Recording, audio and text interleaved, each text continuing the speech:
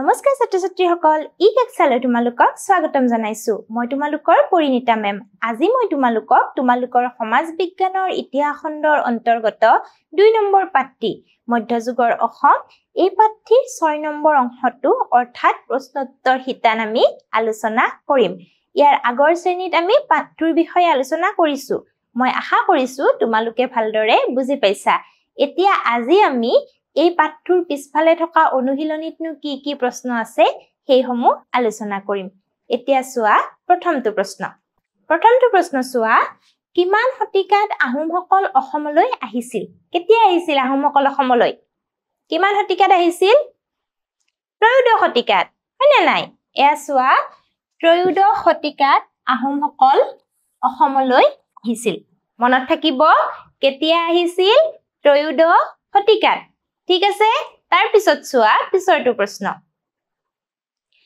সুকাফা অসমলৈ আহুতে লগতনা মন্ত্ৰী দুজন কোন আছিল দুজন মন্ত্ৰী লগত লৈ আহিছিল নহয় কোন আছিল এয়া চোৱা সুকাফা অসমলৈ আহুতে লগতনা মন্ত্ৰী দুজন হ'ল বুঢ়া গোহাঁই আৰু বৰ গোহাঁই ঠিক আছে সুকাফাই দুজন মন্ত্ৰীক নিজৰ লগত লৈ আহিছিল বুঢ়া গোহাঁই আৰু এজন হ'ল বৰ গোহাঁই মনত থাকিব এই দুজন মন্ত্ৰীৰ কথা থাকিবনে নাই বুঢ়া গোহাঁই আৰু কোন বৰ গোহাঁই তাৰ পিছত চোৱা পিছৰটো প্ৰশ্ন মূলা গাভৰু কোন আছিল মূলা গাভৰু কি হ'ব মূলা গাভৰু আছিল ফ্ৰাংচেংমুং বৰগোহাঁইৰ পত্নী ফ্ৰাংচেংমুং বৰগোহাঁইৰ পত্নী মনত থাকিবনে নামটো ফ্ৰাংচেংমুং বৰগোহাঁইৰ পত্নী মূলা গাভৰু কোন ফ্ৰাংচেংমুং বৰগোহাঁইৰ পত্নী ঠিক আছে তাৰ পিছত চোৱা কিমান খ্ৰীষ্টাব্দত গদাধৰ সিংহ আহোম সিংহাসনত বহে কিমান খ্ৰীষ্টাব্দত 1681 হয়নে নাই এটো চোৱা 1681 খ্ৰীষ্টাব্দত গদাধৰ সিংহ আহোম সিংহাসনত বহিছিল তাৰ পিছত চোৱা কোচ ৰজা নৰনাৰায়ণে কিমান খ্ৰীষ্টাব্দত আহোম ৰাজ্য আক্ৰমণ কৰিছিল কিমান খ্ৰীষ্টাব্দত চোৱা এটো কোচ ৰজা নৰনাৰায়ণে 1562 খ্ৰীষ্টাব্দত আহোম ৰাজ্য আক্ৰমণ কৰিছিল কেতিয়া কৰিছিল 1562 খ্ৰীষ্টাব্দত তাৰ পিছত চোৱা চুতীয়াসকলৰ শ্ৰেষ্ঠ ৰজা কোন আছিল শ্ৰেষ্ঠ ৰজা আছিল ৰত্নধ্বজ পাল বা গৌৰী নাৰায়ণ চুতীয়াসকলৰ শ্ৰেষ্ঠ ৰজা ৰত্নধ্বজ পাল বা গৌৰী নাৰায়ণ মনত থাকিবনে ৰত্নধ্বজ পাল বা গৌৰী নাৰায়ণ তাৰ পিছত চোৱা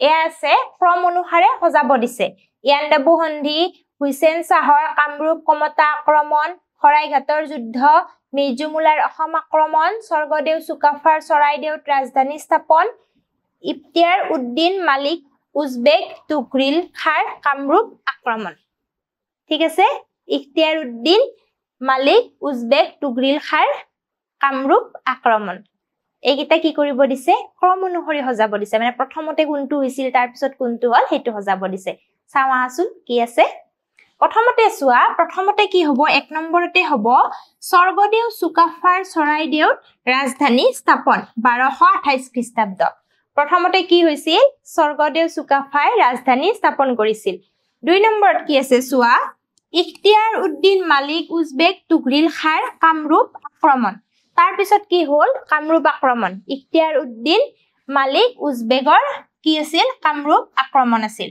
3 নম্বৰত চোৱা হুছেইন শাহৰ কামৰূপ কমতা আক্ৰমণ এটো আছিল কিমানত 1498 তাৰ পিছতে চোৱা মিৰ্জুমুলাৰ অসম আক্ৰমণ 1662 ইয়াৰ পিছত কি হ'ল শৰাইঘাটৰ যুদ্ধ কেতিয়া হৈছিল 1671 ঠিক আছে তাৰ পিছত চোৱা ইয়াণ্ডাবু সন্ধি 1826 মনত থাকিব এইটো হ'ল ক্ৰম অনুসাৰি সজোৱা প্ৰথমতে কি হৈছিল চুকাফাই চৰাইদেউত ৰাজধানী পাতিছিল তাৰ পিছত কি হ'ল কামৰূপ আক্ৰমণ ইখতিয়াৰ উদ্দিন মালিক উজবেগৰ কি হ'ল কামৰূপ আক্ৰমণ হ'ল ঠিক আছে বা কামৰূপ আক্ৰমণ কৰিলে তাৰ পিছত চোৱা হুছেইন শাহৰ কামৰূপ কমতা আক্ৰমণ, তাৰ পিছত হ'ল মিৰ্জুমুলাৰ অসম আক্ৰমণ, তাৰ পিছত শৰাইঘাটৰ যুদ্ধ আৰু তাৰ পিছত কি হ'ল ইয়াণ্ডাবু সন্ধি হ'ল। বুজিলা? তাৰ পিছত চোৱা এতিয়া চোৱা শুদ্ধ শুদ্ধ বিচাৰ কৰিব দিছে। প্ৰথমটো কি আছে চোৱা আহোমসকল অসমলৈ অহাৰ পৰা ইয়াণ্ডাবু সন্ধিলৈ এই সময়ছোৱাক অসম বুৰঞ্জীৰ মধ্যযুগ বোলে। হয় নে নাই? শুদ্ধ নে শুদ্ধ? শুদ্ধ হয় নে নাই? এইটো কি হ'ব? শুদ্ধ। শুদ্ধ। এইটো হ'ব শুদ্ধ। আহোমসকল অসমলৈ অহাৰ পৰা অৰ্থাৎ ত্ৰয়োদশ শতিকাৰ পৰা ইয়াণ্ডাবু সন্ধিৰ আগলৈকে এই সময়ছোৱাক কি বোলা হয়? মধ্যযুগ বুলি কোৱা হয়। তাৰ পিছত চোৱা চুডাংফা বা বামুণী কোঁৱৰৰ দিনৰ পৰাই আহোম স্বৰ্গদেউসকলে হিন্দু নাম গ্ৰহণ কৰে। এইটো কি হ'ব? হিন্দু নাম গ্ৰহণ কৰিছিল জানো? কৰা নাছিল। এওঁৰ দিনৰ পৰা কি হৈছিল? চুডাংফাৰ দিনৰ পৰাই হিন্দু ধৰ্মৰ প্ৰভাৱ পৰিছিল, কিন্তু নাম গ্ৰহণ কৰিছিল কেতিয়াৰ পৰা? চুহুংমুঙৰ দিনৰ পৰা।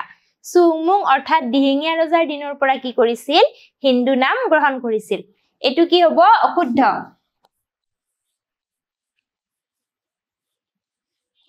এইটো হ'ব অশুদ্ধ। এওঁৰ দিনৰ পৰা কি কৰিছিল? হিন্দু নাম গ্ৰহণ কৰা নাছিল। হিন্দু নাম গ্ৰহণ কৰিছিল কাৰ দিনৰ পৰা? চুহুংমুং বা দিহিঙীয়া ৰজাৰ দিনৰ পৰা। তাৰ পিছত চোৱা মিৰ্জুমুলাৰ অসম আক্ৰমণৰ সময়ত লেখক চিহাবুদ্দিন তাহছিল অসমলৈ আহিছিল। লেখক চিহাবুদ্দিন তালিচ অসমলৈ আহিছিল। কাৰ দিনত? মিৰ্জুমুলাৰ অসম আক্ৰমণৰ সময়ত। এইটো কি? শুদ্ধ হয় নে নাই? আহিছিল। এইটো হ'ব শুদ্ধ। অৰ্থাৎ মিৰ্জুমুলাই যেতিয়া অসম আক্ৰমণ কৰিছিল সেই সময়ত কি হৈছিল? চিহাবুদ্দিন তালিচ অসমলৈ আহি তেওঁ এটা টোকা লিখিছিল বুলি আমি গম পাওঁ। তাৰ পিছত চোৱা কছাৰী ৰজা গোবিন্দ চন্দ্ৰৰ দিনত কছাৰী ৰাজ্য ব্ৰিটিছৰ অধীনস্থ হয়। এইটো কি হ'ব? এইটো হ'ব অশুদ্ধ। এওঁৰ দিনত হোৱা নাছিল। অৰ্থাৎ কেতিয়া হৈছিল কছাৰী ৰাজ্য ব্ৰিটিছৰ অধীন? গোবিন্দ চন্দ্ৰৰ মৃত্যুৰ পিছত। অৰ্থাৎ চোৱা 1832 খ্ৰীষ্টাব্দত 1832 খ্ৰীষ্টাব্দত কি হ'ল? কছাৰী ৰাজ্য ব্ৰিটিছৰ অধীন হ'ল। অৰ্থাৎ তেতিয়া কি হৈছিল? গোবিন্দ চন্দ্ৰৰ মৃত্যু হৈছিল। গোবিন্দ চন্দ্ৰৰ মৃত্যুৰ পিছতহে কছাৰী ৰাজ্য ব্ৰিটিছৰ অধীন হয়। তাৰ পিছত চোৱা চুতীয়াসকল বৈষ্ণৱ ধৰ্মী আছিল। আছিল নেকি?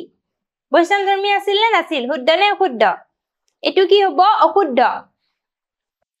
এইটো হ'ব অশুদ্ধ। কাৰণ চুতীয়াসকল কি আছিল? শাক্ত ধৰ্মী। তেওঁলোকে কাক প্ৰাৰ্থনা কৰিছিল বা পূজা কৰিছিল? শদিয়াৰ কেঁচাই খাইটি গোসানীক।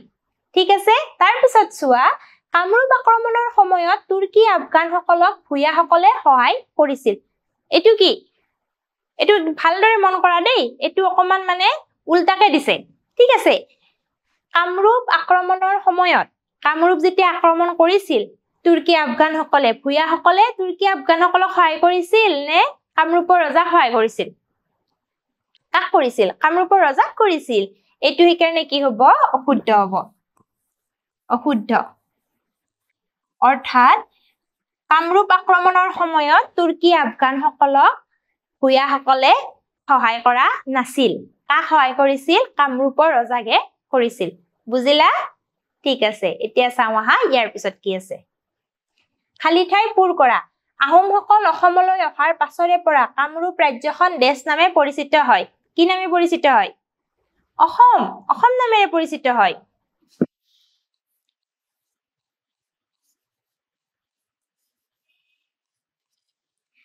আহোমসকল অসমলৈ অহাৰ পিছৰে পৰা কামৰূপ ৰাজ্যখন কি নামে পৰিচিত হয়? অসম নামেৰে পৰিচিত হয়। তাৰ পিছত চোৱা আহোমসকলে দেশ নামৰ দেৱতাক পূজা সেৱা কৰিছিল। কোন দেৱতাক পূজা সেৱা কৰিছিল? সোমদেউ। হয়নে? সোমদেউ।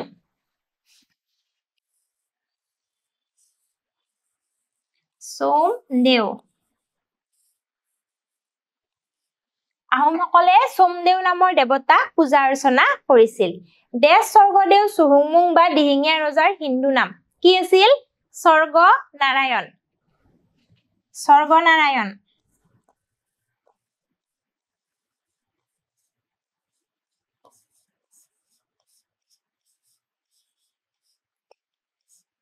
স্বৰ্গনাৰায়ণ স্বৰ্গদেউ চুহুংমুং বা দিহিঙীয়া ৰজাৰ হিন্দু নাম মনত থাকিব তাৰ পিছত চোৱা সন্ধ্যাই কামৰূপৰ ৰাজধানী উত্তৰ গুৱাহাটীৰ পৰা দেশলৈ স্থানান্তৰিত কৰে ৰজা সন্ধ্যাই কি কৰিছিল কলে স্থানান্তৰিত কৰিছিল কমতাপুৰলৈ হয় নে নাই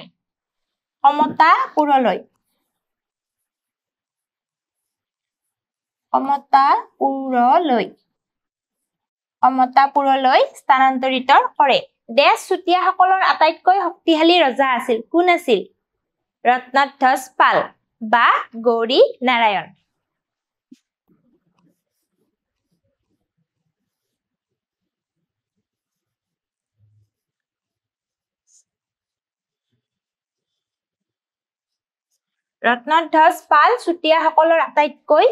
ৰত্নধ্বজ পাল চুতীয়াসকলৰ আটাইতকৈ শক্তিশালী ৰজা আছিল অৰ্থাৎ ৰত্নধ্বজ পাল বা গৌৰী নাৰায়ণ ঠিক আছে তাৰ পিছত চোৱা দেশ শব্দৰ অৰ্থ হ'ল মাটিৰ মালিক কি আছিল ভূয়া ভূয়া শব্দৰ অৰ্থ কি পাইছিলো আমি মাটিৰ মালিক এয়া চোৱা ভূয়া